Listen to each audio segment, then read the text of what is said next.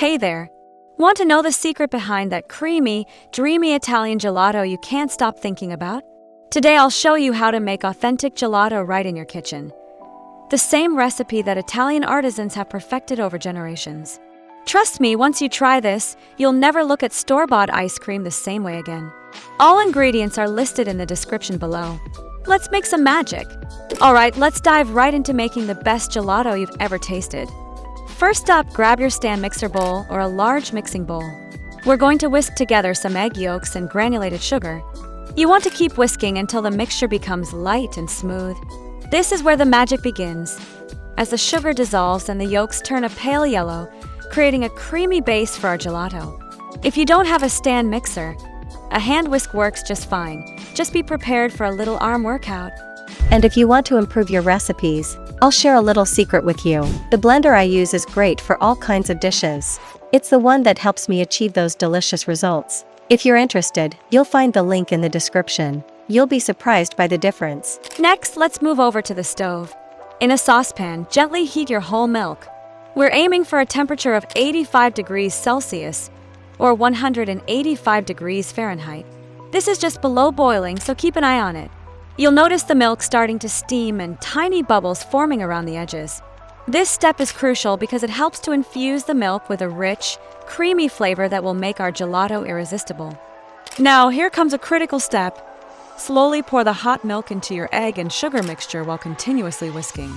This is called tempering, and it's essential for pasteurizing the eggs without scrambling them. Pour slowly and keep that whisk moving. This step ensures a smooth, velvety texture in your final gelato. Once everything is combined, return the mixture to the saucepan. Cook it over medium heat, stirring constantly. We're looking to reach that 85 degrees C, 185 degree F mark again, which should take about 5 minutes. Be patient and keep stirring to prevent any sticking or burning. You'll notice the mixture thickening slightly, which is exactly what we want. At this point, if you're feeling adventurous, you can add some grated lemon zest or a splash of vanilla extract for extra flavor. Once added, remove the saucepan from the heat and whisk in the heavy cream. This is where the richness really kicks in. Pour the mixture into an airtight container and let it cool to room temperature. If you have the time, refrigerate it overnight for the best results. Now it's time to churn. Pour the cooled mixture into your ice cream maker and follow the manufacturer's instructions. This usually takes about 40 minutes. You'll see the mixture transform into a luscious, creamy gelato right before your eyes. If you don't have an ice cream maker, don't worry. You can still achieve great results with a bit of extra effort in the next step. Once churned, pour the gelato into a container and pop it in the freezer. Here's a little trick.